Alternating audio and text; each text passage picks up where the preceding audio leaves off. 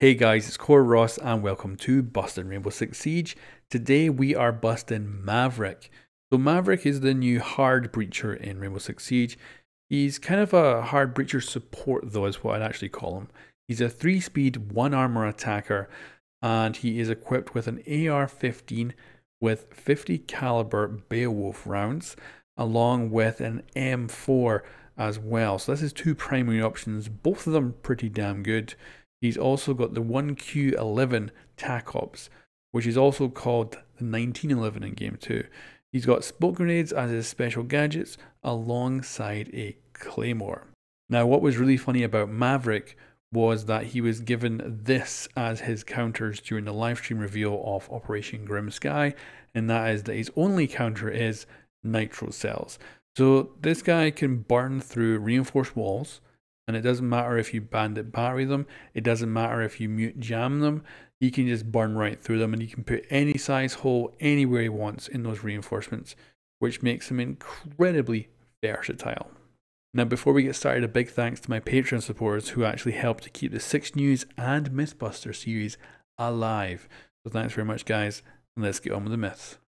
The blowtorch can destroy barbed wire. So this is something that is pretty awesome because this guy is all about being silent and being sneaky and getting flanks off that no one expects. Because you're usually, able to hear someone meleeing some barbed wire or moving through it. But our man Maverick can come along and take them out very quietly and very quickly. And especially if he's leading a little team of attackers through that are supporting him, it's awesome. So that is confirmed. The blowtorch destroys deployable shields. So this is another very versatile aspect of Maverick. He can, with a very quick attack, destroy deployable cover. This is great if there's like frost on the enemy team, things like that, and just makes those annoying shields a little bit less pain in the ass. And especially if he's supported by just a couple of attackers to cover him while he's doing it, pretty awesome. The blowtorch destroys the evil eye. So of course this is yet another support feature of Maverick that makes him just handy to have around, as he can come in and destroy Maestro's turret real quick, real fast, no problem, and that is confirmed. Now of course another versatile option would be the blowtorch versus plain windows, so we got to test that as well. So Vigil and Dokkaebi could go through the plain windows during the test phase of their season, however Maverick cannot. It does have a nice fire effect, but it certainly does not cut through the plain windows, so that is busted. Blowtorch versus Mira's windows, specifically the glass. So as you can see here, we've got the glass, we've got the blowtorch, and nothing. It's just like the plain windows. We are burning away, but we are not doing any damage to that glass panel, so that is busted. However, I'm going to show you the Maverick trick.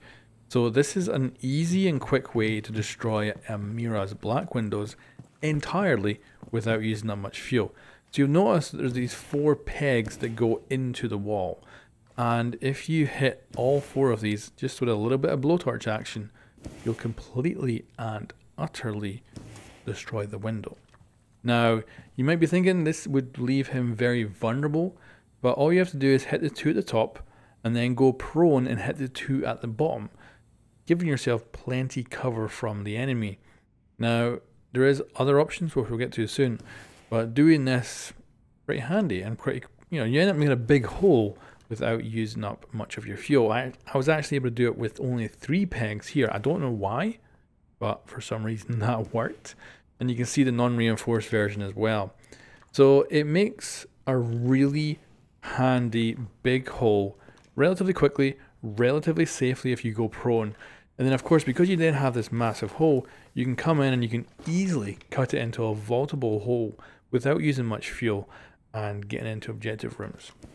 Now especially if you've got a buddy on a drone letting you know what's in there, if no one's covering that mirror window at that time, by the time the enemy come back they might not realize you've gone in there. However, there is another option, which is the going prone and then actually burning the hole underneath and blowing out the canister. This one gives you a lot of good protection. The downside is that the actual frame of the mirror window stays there, which means you can't then make a bigger hole from it, but still it's really good for making a nice attack hole when you're up against Mira. The blowtorch is bulletproof.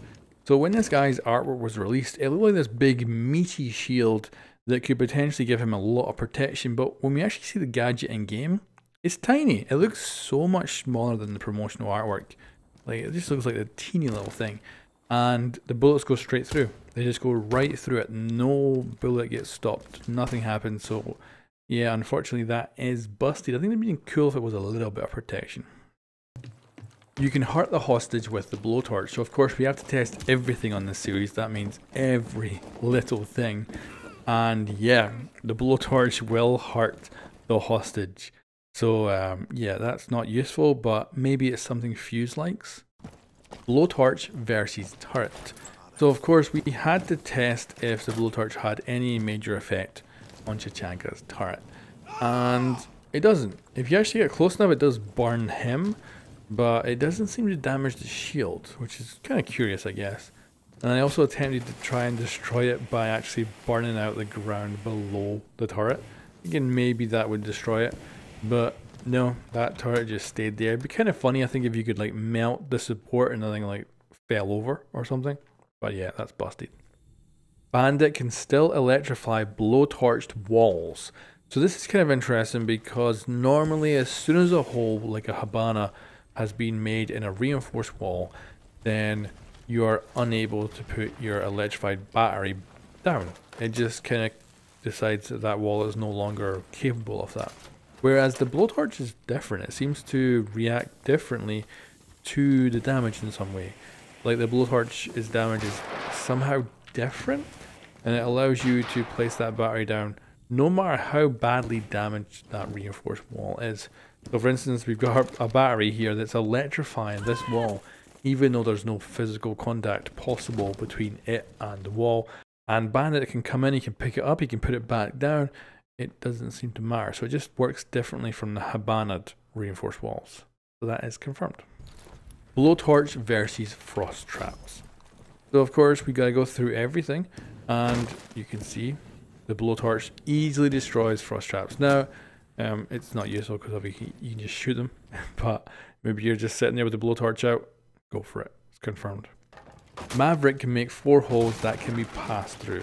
So one of the most enjoyable things you can do with this operator is to make the sneakiest little hole and just sneak your entire team through and get in behind the enemy where they just don't expect you to be. And overall, it looks like Maverick can make about 4 holes. So what I've done here is made pretty much the smallest hole you can get through, and you can easily make 4 of these. People on Reddit have actually managed to make 4 vaultable holes. So there's definitely potential for this guy doing even more than 4 if you're very experienced with the blowtorch. And yeah, like I say, if you keep these holes relatively small, you can make a lot of them. And it is very fun to sneak around with them. So that is confirmed. You can blowtorch the floor from below. Now, the ceilings of course have to be low enough, or you have to have something you can stand on. But you can certainly come in and blowtorch the ceilings, and then of course if there's a defender up there, you can then shoot them. So a bit of coordination, and as long as the defender doesn't hear you, like if you're burning directly underneath them, they really should hear you, but he is damn quiet so they might not, so that's confirmed. Another thing you can do is also blowtorch roof panels from below as well.